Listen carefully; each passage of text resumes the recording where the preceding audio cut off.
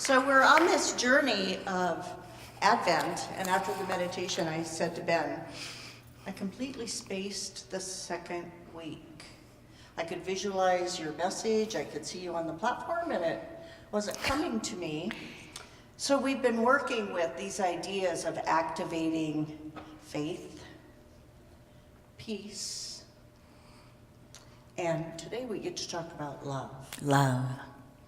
It was a couple decades ago, I'm pretty sure, and I still remember when my then Unity minister stood on the platform and said, love is not just an emotion, it's so much more. And I remember thinking, And then she said, it is a divine power. I still remember how that knowing hit me right between the eyes and stayed with me. It opened up the door to possibilities that I had never considered. If you've studied any of our Unity co-founder Charles Fillmore's material, you know that he says divine love is perhaps the greatest power. And he tells us that the activity, the energy of divine love is that which binds together everything, everyone in the universe. That's big. So this Advent season, I gotta tell you, I'm in a bit of a quandary about this idea of love. As a human being, I look out at my world, and let's just say I have some concerns about our social climate, about some other things, divisiveness between groups. And I feel like if it's happening to me, it must be happening to many of us. We all know way too many people with living with a cancer diagnosis. So there's a lot going on. And in the face of that, on a larger scale and on a personal level, I just struggle with where's the love? How is the love possible? What do we do with that? Where's the love? So that's a good question, where is the love? And given that it is this Advent season and that Advent is about us, it's not just about something that occurred 2,000 years ago, that the birth story is your story. The birth story is our story, that it's about our unfoldment, it's about our awakening. So when we ask where is the love, it's the perfect time for that, because the condition of love is required to birth the Christed consciousness. So when we look at Advent, the first condition in consciousness is faith or hope. Without faith or hope, the presence of the Christed consciousness can't flourish into creation. And the second is peace.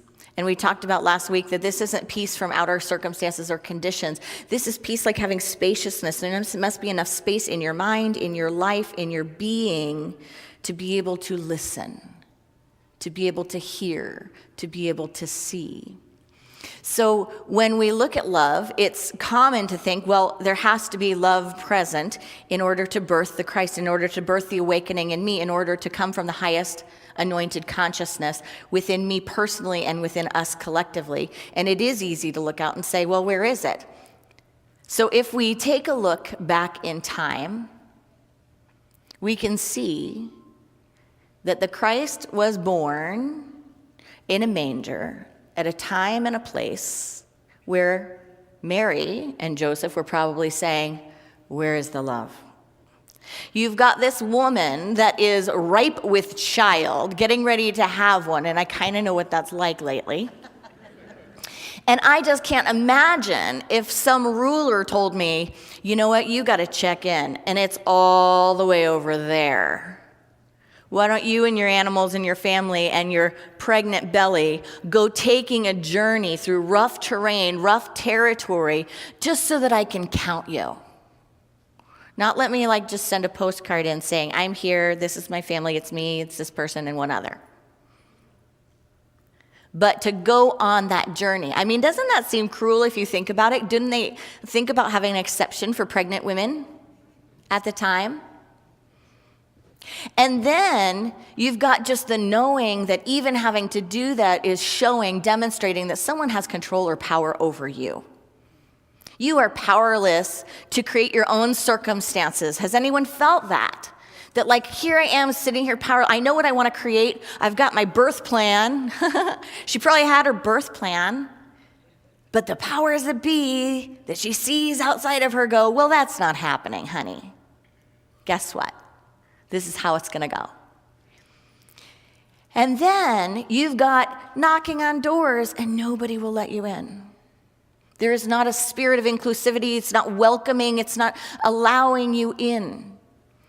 So how many times in our lives and how many times do we feel this in this climate, and was it felt back then that some people are not included in the holy picture? Some people are left out.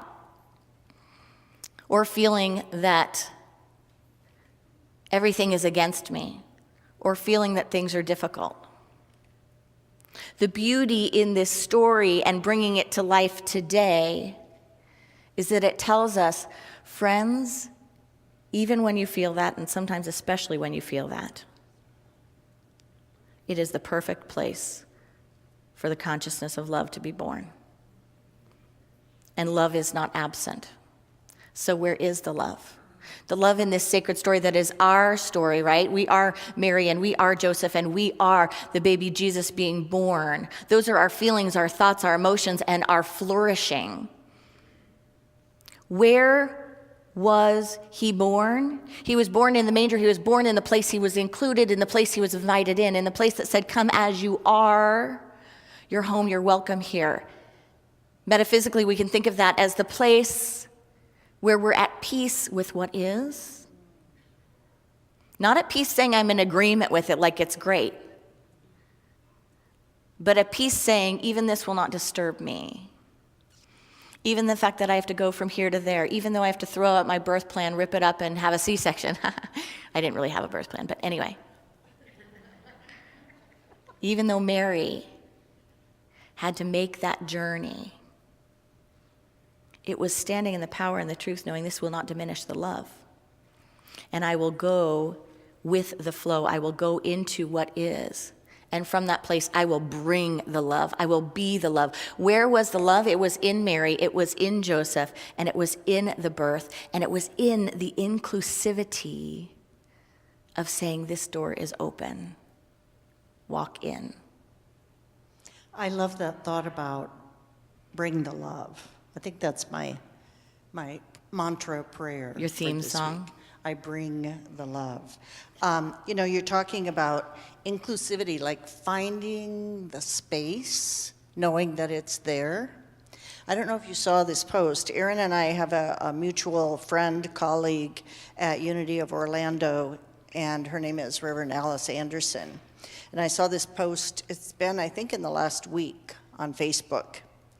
And she talks about something called radical inclusivity, which sounds dangerous and exciting and really cool to me. Sounds like Jesus, the master teacher. Radical inclusivity.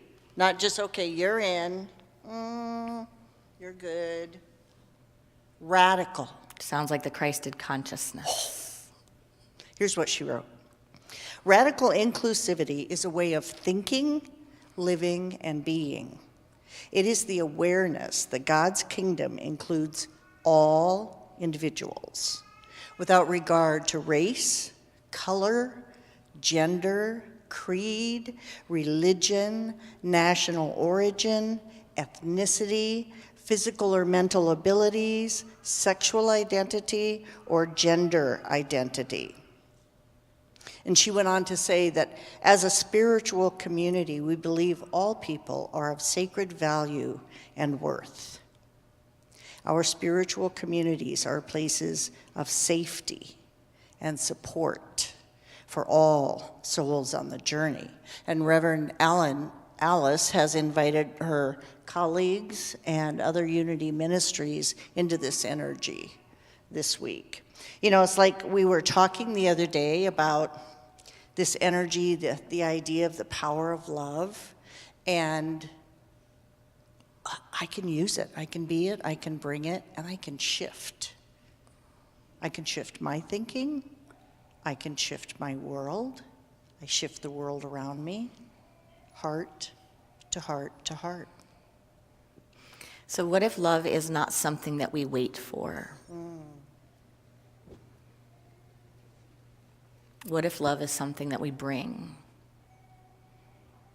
And we put all of our focus on where can I bring my love?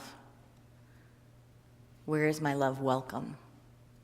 Where is the divine power of the harmonizing faculty within me received?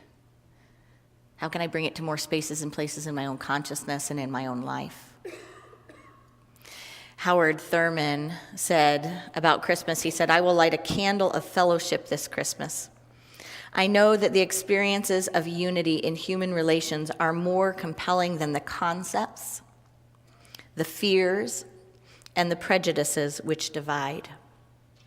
Despite the tendency to feel my race superior, my nation the greatest nation, my faith the true faith, I must break down the boundaries of my exclusiveness until my sense of separateness is completely enveloped in a sense of fellowship."